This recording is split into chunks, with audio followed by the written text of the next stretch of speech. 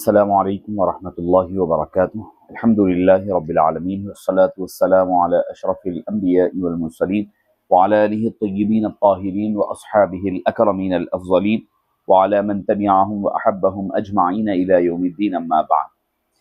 فاعوذ باللہ من الشیطان الرجیم، بسم اللہ الرحمن الرحیم۔ الا ان اولیاء اللہ لا خوف علیہم ولا هم یحزنون، صدق اللہ العظیم وصدق رسوله النبی الکریم ونحن على ذلك لمن الشاہدین والشاکرین والحمد للہ رب العالمین۔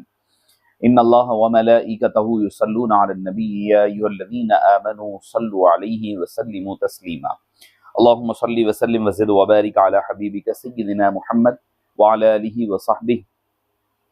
افضل صلواتک وعدد معلوماتک وبارک وسلم صلاۃ وسلاما علیک یا سیدی یا رسول اللہ صلی اللہ تعالی علیہ وسلم۔ معزز سامعین کرام، شفیق بزرگوں اور عزیز ساتھیوں، ماہ ربیع الثانی اور ربیع الآخر میں ابھی آپ اور ہم حضور بڑے پیر غوث العظم دستگیر محبوب سبحانی قندیل نورانی سیاح لامکانی حضرت سیدنا شیخ عبد القادر الجیلانی رضی اللہ عنہ وقدس اللہ سرہ العزیز کے احوال و اکواف،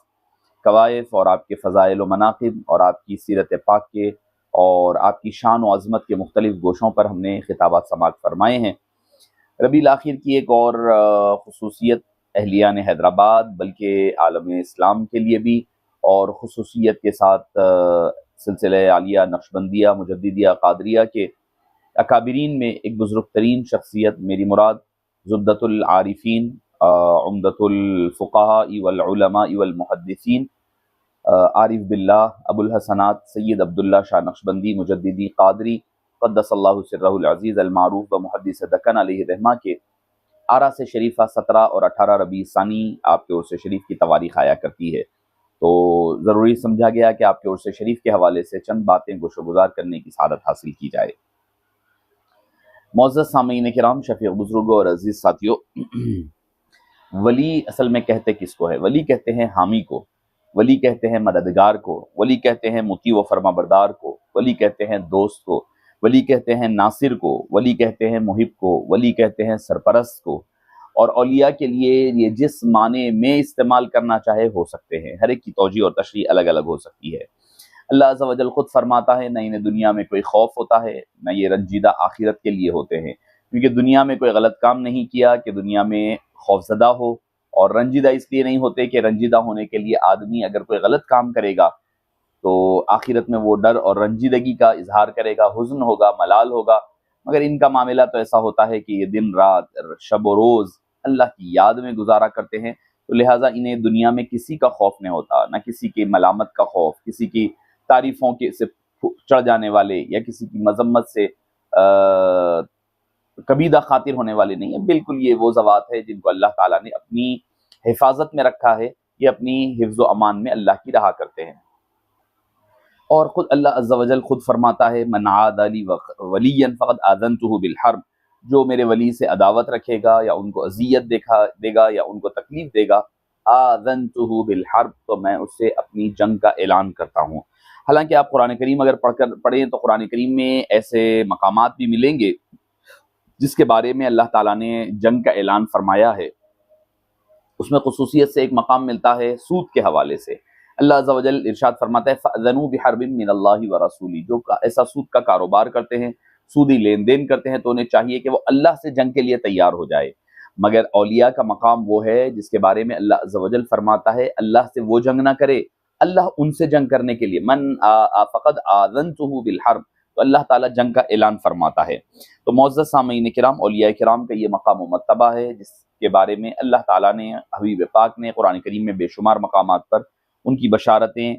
مقام و مرتبے کا تذکرہ فرمایا ہے۔ چونکہ میں حضرت سیدی محدث دکن علیہ رحمت والرضوان کے حوالے سے گفتگو کرنے کی سعادت حاصل کرنے جا رہا ہوں، تو چند باتیں آپ کے گوش و گزار کرنے کی سعادت حاصل کروں گا۔ سب سے پہلے حضور اکرم صلی اللہ علیہ وسلم کے جو غوث العظم دستگیر رضی اللہ عنہ ہے، ان کی کیسے حفاظتیں ہوتی ہے، کیسے اللہ تعالیٰ ان کا مقام و مرتبہ بلند فرماتا ہے، ان کی آمد سے قبل ان کی بشارتیں، ان کی آنے کے فیوز و برکات کا اظہار ہوتا ہے، اسی طرح حضرت سیدنا عبداللہ شاہ نقشبندی مجددی محدث دکن علیہ رحمت والرضوان کا معاملہ ہے۔ آپ کے بارے میں ملتا ہے کہ انی حضرت محدث صدقن علیہ رحمہ فرما رہے ہیں، انی رائی، آپ کی والدہ فرما رہی ہے، حضرت محدث صدقن راوی ہیں آپ کی والدہ کی وساطت سے، فرماتے ہیں انی رأیت قندیلا نورانیا نزل من السماء فی منزلی اعضاء الجو فحملته بعد ذلك، کہ میں نے، والدہ محترمہ فرماتی ہیں کہ میں نے ایک نورانی قندیل دیکھی جو آسمان سے میری گھر میں اتر رہی ہے، جس کی وجہ سے سارا ماحول منور ہو گیا ہے، اس کے بعد میں حاملہ ہوئی، جس کی وجہ سے محدث صدقن پیدا ہوئے۔ یعنی نورانی قندیل جو زجاجۃ المصابیح کی شکل بنی ہے، وہ نورانی قندیل ایسی ہی نہیں ہے، وہ نورانی قندیل اللہ اور اللہ کے حبیب صلی اللہ علیہ وسلم نے بذات خواب اور بذات رویا آپ کو اشارہ فرمایا ہے۔ آپ کی پیدائش سے پہلے بشارتیں، نور کی قندیلیں آسمان سے اتر رہی ہے، گھر میں داخل ہو رہی ہے، سارا ماحول منور کر رہے ہیں۔ ایک تو وہ جب پیدا ہوئے تو اپنا گھر ماحول کو منور کیا، مگر جب آپ اپنے مقام و مرتبے کو پہنچے تو سارا عالم آپ کے علمی و روحانی فیض سے مشرف ہوتا رہا۔ آپ کی ولادت باسعادت کے بارے میں ہمیں ملتا ہے کہ 10 ذی الحجۃ الحرام جمعے کا دن 1292، یہ وہی سال ہے، اور وصال ہوتا ہے 18 ربیع الثانی کو۔ 1292 ہجری یہ ایسا مبارک سال ہے جس سال بانی جامعہ علیہ الرحمہ اور ان کے چند ساتھیوں کے ساتھ مل کر کے آپ نے جامعہ نظامیہ کی بنیاد رکھی ہے۔ یہ وہی سال ہے آپ 10 ذی الحجہ کو تولد ہوتے ہیں، 17 ذی الحجہ کو جامعہ نظامیہ کی بنیاد رکھی گئی ہے، 7 دن کے وقفے کے بعد۔ تو پتہ چلا کہ یہ تواریخ کتنی اہم ہے، اور خود آپ بانی محدث صدقن علیہ رحمہ فرمایا کرتے، میں اس دن پیدا ہوا جس دن حضرت زماخہ شہید علیہ رحمت و رضوان شہید ہوئے۔ یعنی ہو سکتا وہ ایام وہی ہے، وہ کہنے کا مطلب ہے، ورنہ تو حضرت زماخہ شہید رحمت اللہ علیہ کی شہادت 6 ذی الحجہ کو ہوئی، اور محدث صدقن علیہ رحمہ کی ولادت 10 ذی الحجۃ الحرام، آپ مبارک دن یوم النحر یعنی عید الاضحیٰ کا دن ہے، اس دن حضرت محدث صدقن علیہ رحمہ تشریف لا رہے ہیں۔ آپ حصول علم ظاہری و باطنی کے لیے حضرت عاقبت شاہ علیہ رحمت و رضوان سے تحنیک فرمائی گئی۔ بزرگانہ دین سے تحنیک کروانے کا فائدہ یہ ہوتا ہے کہ ان کے اندر بھی بزرگانہ صفات پیدا ہوتی ہیں۔ معاف فرمانا، آج ہمارے پاس ہم جس مادی دور سے گزر رہے ہیں، جس قدر ایڈوانس دور کی طرف ہم بڑھ رہے ہیں، یہ ساری چیزیں ہمارے پاس دور ہوتی جا رہی ہے، اور ہم اس کو کوئی ضروریات نہیں سمجھیں۔ ہاں ٹھیک ہے، سنت ہی تو ہے، یقیناً وہی تو سنت کی برکتیں ہوتی ہے کہ کسی نے کسی کو غوث الاعظم مقام و مرتبے پر پہنچے، محدث صدقن اپنے مقام کو پہنچے، تو تحنیک بڑی اہم ہوتی ہے، کوئی اللہ والوں کے ذریعے سے اس کی تحنیک کروائی جائے۔ ایسا نہ ہو کہ بھئی کوئی لوگ کچھ کہیں گے، کیا کہیں گے، نہیں، اپنی سنت پر، سنت مصطفی علیہ الصلاۃ والسلام پر عمل پیرائی ہو۔ علوم ظاہری آپ نے حضرت منصور خان علیہ الرحمہ، تفسیر اور منطق اپنے امام انوار اللہ فاروقی بانی جامعہ علیہ رحمہ سے حاصل کیا۔ حالانکہ محدث صدقن علیہ رحمہ نے پراپرلی باضابطہ طور پر کوئی مدرسہ تشریف نہیں لے گئے، کوئی جامعہ میں نہیں پڑھا، آپ نے جامعہ نظامیہ کے فارغ نہیں ہے، صرف بانی جامعہ سے آپ کے گھر پر تلمذ حاصل فرماتے۔ تمامی بزرگان دین کے ساتھ آپ کا یہی معاملہ رہا۔ حدیث آپ نے حضرت عبد الرحمن السہارنپوری علیہ رحمہ، اور حدیث کی سند بھی آپ کی انہی سے آتی ہے، عبد الرحمن سہارنپوری علیہ رحمہ، اور تفسیر آپ نے بانی جامعہ علیہ رحمہ کے پاس پڑھی۔ ہوا یہ کہ آپ کے والد ماجد حضرت سید مظفر حسین نقشبندی علیہ رحمہ، جو مرید و خلیفہ ہے حضرت مسکین شاہ صاحب علیہ رحمہ، جو علی آباد پر واقع ہے، آپ کے خلیفہ اور مرید ہیں، اور بچپنے میں حضرت محدث صدقن بھی بیعت حضرت مسکین شاہ علیہ رحمہ سے فرما چکے تھے۔ پھر بعد میں جا کر کے آپ کو یعنی ارادت تعلیمات وغیرہ کے حصول کے لیے اور طالب بن کر کے آپ نے حضرت بخاری شاہ صاحب علیہ رحمہ سے اکتساب فرمایا، منسلک ہو گئے، ایسا منسلک ہوئے، پوری زندگی آپ کے پیچھے لگا دی۔ تو میں علم ظاہری کی بات کہہ رہا تھا کہ جب آپ کی علم ظاہری مکمل ہوا تو آپ نے ایک استاذ کے پاس لے گیا، والد ماجد لے کر گئے، اور کہنے لگے کہ بچے کا امتحان لیجئے، بچے کے بارے میں دیکھیے کیسا پڑھ رہا ہے، کیا ہے۔ آپ کے بارے میں ملتا ہے کہ جب رات آپ کی شام عشاء کے بعد کا وقت دیا، انہوں نے عشاء کے بعد گئے، جا کر کے کہا کہ بیٹے کچھ سناؤ۔ فرمانے لگے کیا سناؤ حضرت، آپ فرمائیے، استاد پوچھ رہے ہیں۔ تو فرمانے لگے، استاد نے کہا کہ سورہ والفجر، زیادہ بڑا سورہ نہیں ہے، 1 صفحے 1.5 صفحے کا سورہ ہوگا بمشکل، فرمایا اس کی تفسیر کرو۔ تفسیر کا آغاز ہو گیا مغرب کی عشاء کی نماز کے بعد، ابھی تفسیر سورہ فجر کی ختم نہ ہوئی تھی کہ صبح صادق یعنی فجر کا وقت ہو گیا، اور تفسیر ابھی باقی رہ گئی ہے۔ یہ ہے علمی مقام و مرتبہ حضرت محدث دکن علیہ رحمت و رضوان کا۔ پھر معزز سامعین کرام، آپ نے علوم باطنی کے لیے حضرت مسکین شاہ علیہ الرحمہ، پھر ساتھ ہی ساتھ حضرت بخاری شاہ صاحب علیہ الرحمہ، محمد بادشاہ سید محمد بادشاہ بخاری رحمۃ اللہ علیہ، جو سعید آباد میں واقع آپ کی مزار پاک ہے، جو بخارا سے کرنول عبداللطیف لاؤبالی رحمۃ اللہ علیہ کی بارگاہ، پھر وہاں سے شہر حیدرآباد تشریف لائے اور حضرت حاجی مستان علیہ رحمت و رضوان کے پہلو میں وہ انہی کی خدمت میں رہنے لگے، حضرت سعد اللہ شاہ صاحب اور حضرت حاجی مستان علیہ رحمہ، ان دونوں حضرات سے اکتساب فرمایا۔ تو آپ نے ایک سے طلب ارادت فرمایا، ایک سے طلب حصول برکات فرمائی۔ تو بہرحال آپ کا وقت ایسا گزرا حضرت بخاری شاہ صاحب علیہ رحمہ کا، اور ان کے مرید و خلیفہ کا نام حضرت محدث دکن علیہ رحمہ ہے، جن کا فیض آج عالم اسلام میں چارسو نظر آتا ہے، پھیلا ہوا نظر آتا ہے، وہ سارے کا سارا فیض محدث دکن علیہ رحمت و رضوان کا ہے۔ معزز سامعین کرام، حج کے لیے آپ نے 1910 ہجری میں عیسوی میں اپنے والد ماجد علیہ رحمہ کے ساتھ تشریف لے گئے حج کے لیے، اور قربان جائیے آپ کا ادب اور تعلق بالمصطفیٰ، نسبتوں کا کتنا خیال ہے۔ دیکھیں، غار ثور پہنچے تو آپ نے اپنی خمیس اتار دی، اتار کر ننگے بدن پر کوئی کپڑا نہیں ہے، وہ بدن کے ساتھ لیٹ کر غار ثور میں داخل ہوئے، تاکہ یہ امکان کے ساتھ، یہ امید کے ساتھ کہ جہاں کہیں مصطفیٰ کریم علیہ السلام کے قدم مبارک لگے ہیں وہ برکتیں میرے جسم کو مل جائے، اس مقصد کے لیے آپ نے اپنا قمیص اتار کر کے تشریف لے گئے۔ وہی غار ثور ہے جہاں کبھی ابو بکر صدیق نے اپنا قمیص اتارا تھا، اسی ابو بکر صدیق کے اتباع میں اور راستے سے چلتے ہوئے آپ نے اپنا قمیص مبارک بھی اتار لیا۔ قربان جائیے، فرماتے ہیں اللہم بواسطۃ ھذا الغار نلت شرف من النبی صلی اللہ علیہ وسلم یحبہ المبارک بجیبہ المبارک فجعل نار جہنم حراما علی۔ یہ امید کرتے ہو، فرما رہے ہیں اے اللہ اس غار کی برکتوں سے میں اس کے نبی پاک صلی اللہ علیہ وسلم کی برکتوں کا شرف اور حصول سعادت حاصل کرنے کے لیے کیا ہے، فجعل نار جہنم حراما علی، مجھ پر دوزخ کی آگ کو حرام فرما دے۔ عقیدہ یہ ہے محدث دکن کا، جس چیز کو مصطفیٰ کریم علیہ السلام کی ہزاروں سال کے بعد بھی اگر نسبت مل جائے، مس مل جائے، تو اس کے اوپر دوزخ کی آگ حرام ہو جایا کرتی ہے۔ پھر آپ کے جو علمی کمالات ہے، زجاجۃ المصابیح، نور المصابیح، زجاجۃ المصابیح، آپ محدث دکن علیہ رحمہ کتاب میں اپنی زجاجۃ المصابیح میں لکھتے ہیں کہ میں دوران طالب علمی جب نور المصابیح پڑھا کرتا، نور المصابیح امام شافعی علیہ رحمہ کے مسلک پر امام تبریزی علیہ رحمہ نے نقل فرمایا ہے، جمع فرمایا ہے۔ فرماتے ہیں کہ جب میں دوران طالب علمی کی فکر کا اندازہ دیکھیا، ہم ہوتا یہ ہے کہ اپنی کتاب رٹ کر پڑھ کر کے امتحان دے لیں، کامیاب ہو جائیں، یہی ہمارا ٹینشن ہوتا ہے دوران طالب علمی۔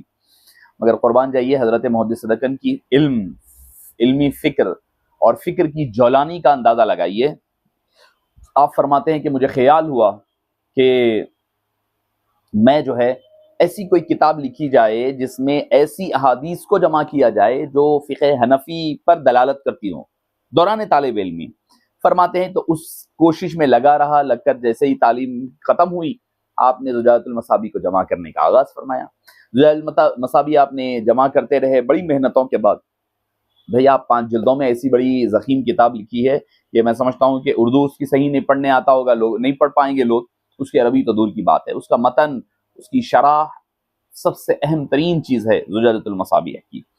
آپ نے جمع فرمایا، فرمانے کے بعد اب اس کی پرنٹنگ کا مسئلہ آیا۔ بھائی غریبی کا دور ہے، بڑی مشکلات سے افضل گنج لائبریری میں بیٹھ کر، مکتبات میں بیٹھ کر، لائبریریوں میں بیٹھ کر کام مکمل کیا۔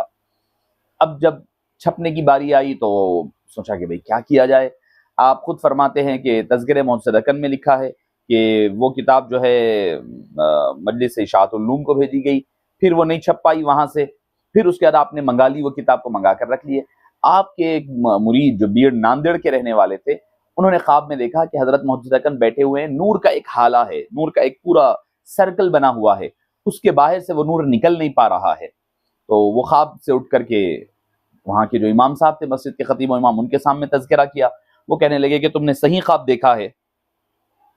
بالکل صحیح خواب دیکھا ہے۔ ہوا یہ ہے کہ حضرت محدث دکن نے ایک کتاب لکھی ہے 6636 احادیث پر مشتمل، اس کتاب میں آپ نے جو احادیث جمع کی ہے وہ نور باہر نکل نہیں پا رہا ہے، اس کی اشاعت کا انتظام نہیں ہو رہا ہے، تو وہ سیٹھ صاحب تھے، انہوں نے فوری طور پر اس کی چھپوائی کا انتظام کیا اور فوری طور پر وہ کتاب کی اشاعت عمل میں لائی۔ عبدالرزاق صاحب جن کا نام تھا، اور جنہوں نے صابر صاحب سے پوچھا تھا اور 8,000 روپے دے کر کے اس کتاب کی تکمیل فرمائی، چھپوائی کا۔ یہ ہوتے ہیں اللہ والوں کے کام، ان کا کام بھی اللہ ہی کی جانب سے مکمل ہوتا ہے۔ آپ خود اس میں فرماتے ہیں کہ میں زجاجۃ المصابیح کے مقدمے میں فرما رہے ہیں، رأیت فی المنام ان شمس الضحى وبدر الدجى ونور الهدى ومصباح الظلم حبیبنا النبی الاکرم طلع علی وقال سلاما قلت سلام فضمنی روحی فداہ الى صدره الذي هو منبع العلم والحکم۔ پہلی زجاجہ کی پہلے حصے میں فرماتے ہیں میں نے آقا کریم علیہ السلام کو دیکھا، آپ نے اپنے سینے مبارکہ سے مجھے لپٹا لیا، وہ سینہ جو علم نشرح لک صدرک ہے۔ آپ فرماتے ہیں اس کے بعد میرا یہ کتاب لکھنا آسان ہو گیا۔ علم نشرح لک صدرک والا جب صدر مبارک جب لگا ہے، آپ اندازہ لگائیے کہ کیسے معاملات آسان تر ہوئے ہوں گے۔ تو فرماتے ہیں کہ خواب میں سینے سے چمٹانے کا یہ حال کہ مشکلیں آسان ہو گئی، سینہ کھل گیا۔ آقا کریم علیہ السلام کی ذات کا عالم کیا ہوگا، یہ تو ان کے سینے سے چمٹنے والوں کا عالم یہ ہے، تو اس ذات کا عالم کیا ہوگا۔ معزز سامعین کرام، حضرت محدث اکن نے جب زجاجۃ المصابیح کی تکمیل ہوئی ہونے کے بعد اردو داں حضرات کے لیے اسی کا ترجمہ نور المصابیح کے نام سے کیا گیا۔ پھر آپ نے نور المصابیح اور پھر اس کے بعد سلوک مجددیہ، میلاد نامہ، معراج نامہ، قیامت نامہ، علاج السالکین، کتاب المحبت، فضائل نماز، یوسف نامہ، بہت ساری کتابیں آپ نے، گلدستہ طریقت، آپ پڑھتے جائیں آپ کو مزہ آتا جائے گا۔ علاج السالکین ہے اور آداب علاج السالکین، بہت ساری کتابیں ہیں جو آپ نے لوگوں کے فائدے کے لیے اردو زبان میں لکھی، مگر عربی زبان کی جو کتاب ہے زجاجۃ المصابیح، دنیا بھر میں اس کو مانا اور سنا اور پڑھا جاتا ہے۔ میلاد نامے کی بات آئی تو میں ضرور کہوں گا کہ طلباء قدیم و محبان جامعہ نظامیہ جدہ کی جانب سے اس کا انگلش ٹرانسلیشن کیا گیا ہے، آپ حضرات ضرور لیں۔ جو اردو طبقہ، غیر اردو طبقہ ہے، جو اردو سمجھ میں پڑھنے نہیں آتی، وہ حضرات سے یہ کہوں گا کہ وہ ضرور لے کر کے اس کتاب کو پڑھیں، تاکہ آپ کو پتہ چلے کہ کس قدر عرق ریزی کے ساتھ محدث دکن نے اس کو جمع فرمایا،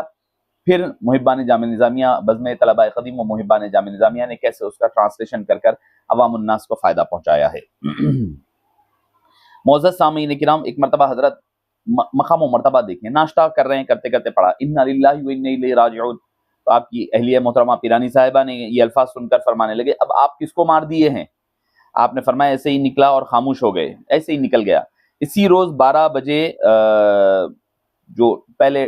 ٹیلی گرام وغیرہ آتا تھا وہ آیا کہ حضرت کے بڑے داماد سید یوسف علی صاحب جو شولاپور کے جامع مسجد کے خطیب و امام تھے، ان کا انتقال ہو گیا۔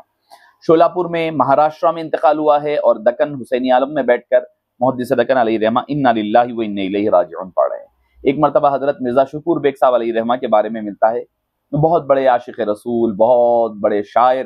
شہر حیدرآباد کے، کہ جب دور سے مسجد کے مینار نظر آئے، مجرم کو رہائی کے آثار نظر آئے۔ تو بہت ساری نعتیں ہیں ان کی، مجھے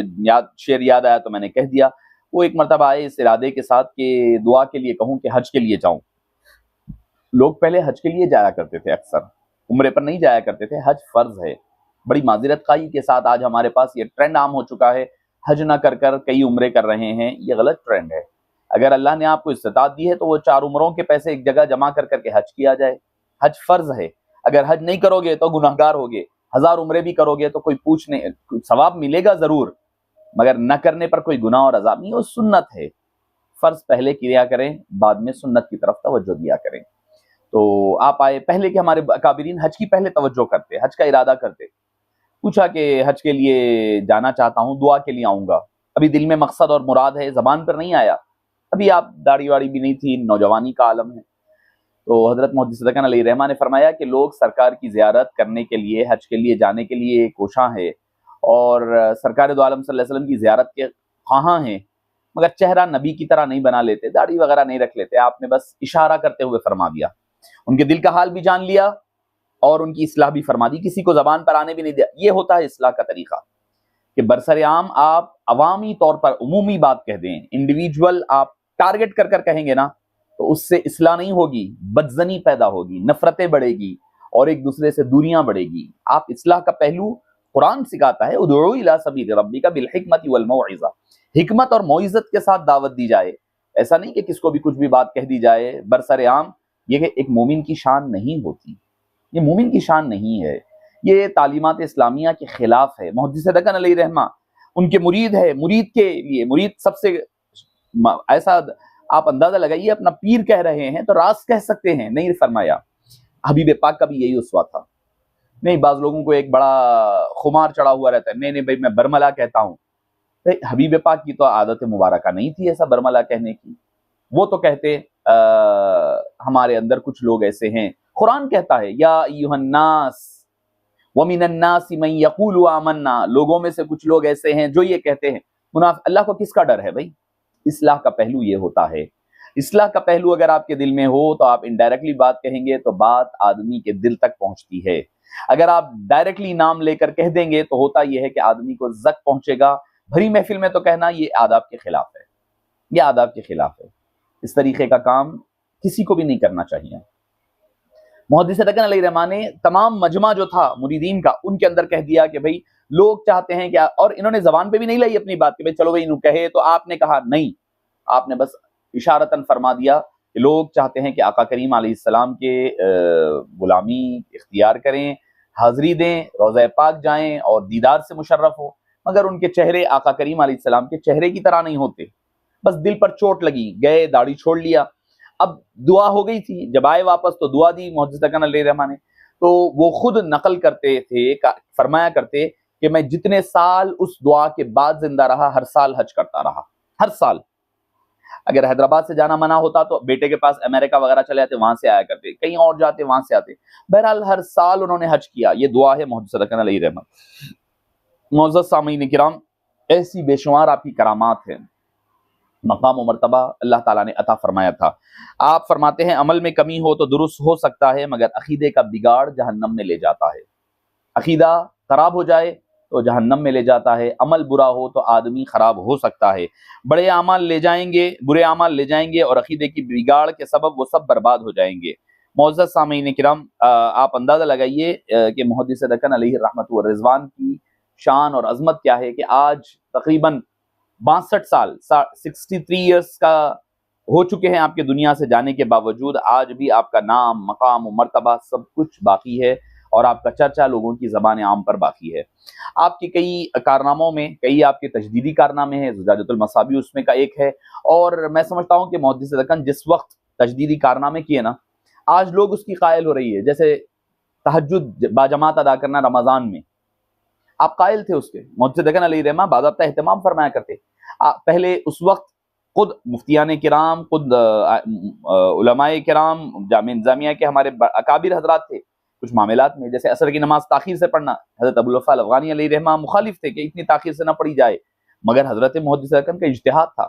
اجتہاد تھا، آپ کا کمال تھا جو اللہ تعالیٰ نے آپ کو عطا فرمایا تھا، وہ کمال درجے کی چیزیں آپ نے فرمائی ہے، ایسی ایسی تجدیدی کارنامے ہیں جس کا آج دنیا معترف ہوتی ہوئی نظر آ رہی ہے۔ اور ایک کام جو ہے دلائل الخیرات،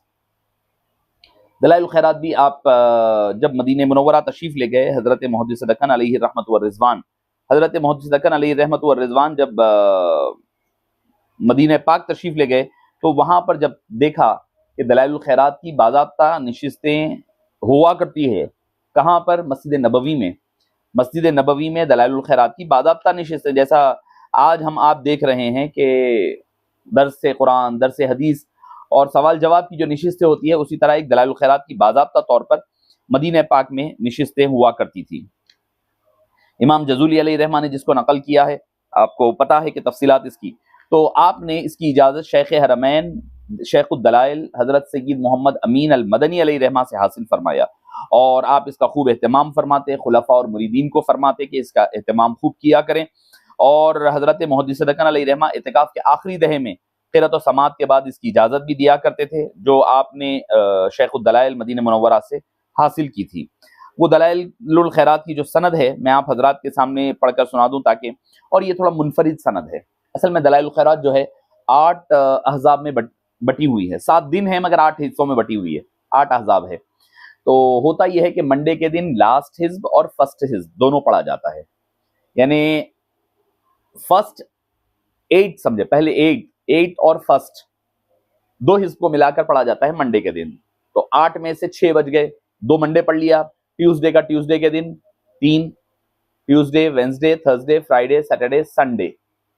سنڈے جب آپ پڑھیں گے نا تو منڈے تو 2 پڑھ لیا آپ، تو لہٰذا اس طریقے سے 8 احزاب پورے ہو جاتے ہیں۔ 6 جو احزاب بچیں گے وہ 6 حزب 6 دنوں میں، منگل سے اتوار تک، اور پیر کے دن 2 حزب پڑھے جاتے ہیں، تو اس لیے تھوڑا منڈے کے دن کا تھوڑا زیادہ ہے، اور ترتیب اکثر حضرات کے پاس علیحدہ علیحدہ ہے، اس میں کوئی